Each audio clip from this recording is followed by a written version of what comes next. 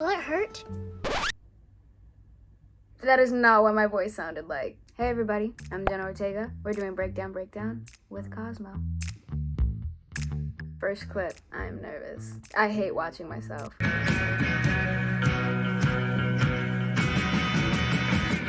First shot of me walking in, we shot on reshoots. Half of the scene, it was taken like in October, and the second half of the scene was shot in March. Baby, tell us 3 things about yourself.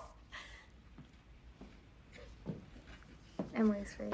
I didn't find out that I was gonna be working on this project until the night before. I went for a hair and makeup test, but we did not even know if I was secured for the part. Met the director. They tried this hair test kind of halfway. I think the inspiration was Gwen Stefani No Doubt days. I didn't get the call until maybe like around 7 p.m. that night, and they're like, hey, tomorrow, 7 a.m., here's the call sheet, here's the scene you're gonna be shooting. I was incredibly nervous because it was a sequel. All of the other cast members knew each other and they had a relationship, and then I just kind of stuck my foot through the door and I'm like, hey, I'm glad that it's out and I'm glad that people like it.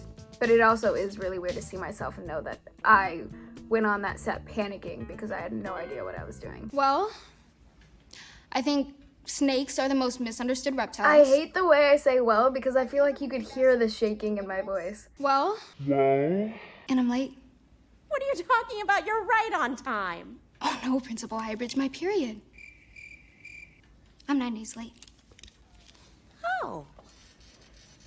And god damn it, I was on the fence about it, but I think I might just keep it now. I just want to scream. No. You ever hear yourself on a recording? You just think, man, do I really sound like that? That's what acting is, except it's with your face and the way you're speaking and the way you're looking. Like, it's just awful. I didn't know these people and I just had to scream in their face. What a time. Cannot afford to be predictable. My life depends on that. But love is what kept me open, alive, different. I remember this day so well because I was so excited. So this was my first thing off of Disney Channel, I believe. So I remember being incredibly nervous to work on this project. I remember during the table read for this, Pen putting his script down and looking at me and saying, I am so charmed by you. And that gave me a lot of reassurance going into filming or whatever, because I remember during this little secret table read, I was freaking out. I called my mom and I told her, I think that if I don't do well in this table read, they're gonna fire me. So I remember finally being on set this day, just being so relieved. Are you like, lady, come on, how many photos does it take? Crazy thing is, she never posts any of them. Sound like I can't speak, like I need a swallow or something. So, you have a girlfriend yet? Oh my god. No, and how old are you? Like 14? 15. Basically 16, so. You're 15. Pipe down. Nice to meet you. Ooh.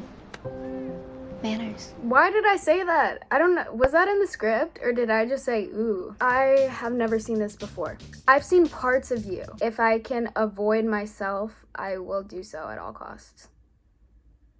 With season 2, they never told me anything. I was like the one actor who was left in the dark because other people needed to know where their storylines went for a certain motive. For example, characters like Love, which the way that ended with her, I think it's important that from the beginning she knew what she was getting into and what her character was going to become. But for someone like Ellie, who's just kind of confused and thrown into this world and doesn't really know what's happening, I don't know if it was the writers intentionally held information from me or didn't want me to know certain things for the sake of my performance, or I guess even just setting the tone on set. I have no clue what's happening all the time. Will it hurt?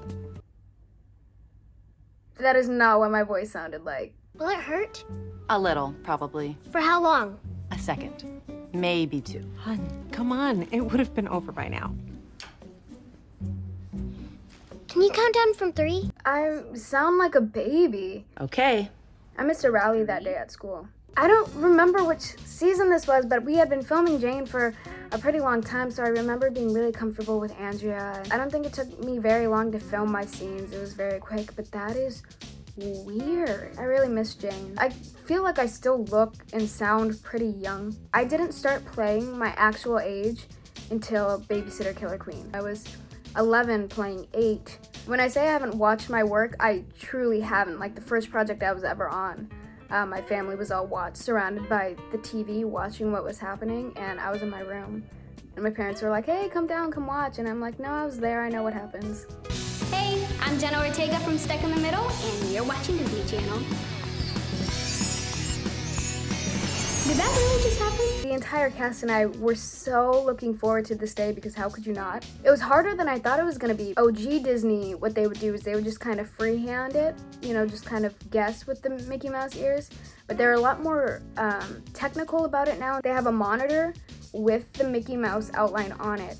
And they have you point your wand and you find a spot where it looks authentic and real, like you would actually start drawing. And then you spend like 10 minutes making marks on the floor so that you could follow it with the wand, so that what you're doing looks right and it looks like you're actually drawing Mickey ears, so people aren't just drawing whatever. But I remember we all would be watching each other and rooting each other on, and when one of our friends, you know, had just had their moment, we'd go over and we would hug them and shout and cheer, and then we'd get back to work. That's, you know, real Disney kid. Oh. They had me practicing for 2 months prior to shooting, I think, for this.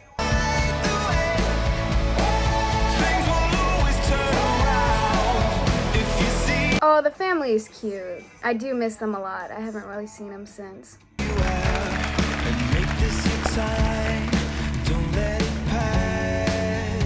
I didn't do that super complicated stuff. I was doing school. They had a stunt double at the time, who I work with all the time. Her name is Marissa. She's the coolest.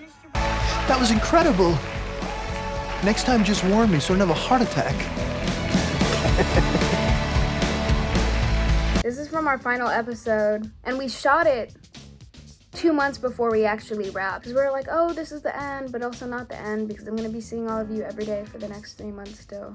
I don't think I reflect on this portion of my life that often, which is crazy considering I think 4 years of my life was dedicated to this show. The beautiful thing about television is you're working so much with these people and you're seeing them every day that they truly do become your family. So I really miss my cast. That kind of made me sad, and I did not think I was gonna react that way. Oh, this was one of the first movies I ever did. People who've been afflicted by... Who's the lady? What lady, honey? The lady standing behind them.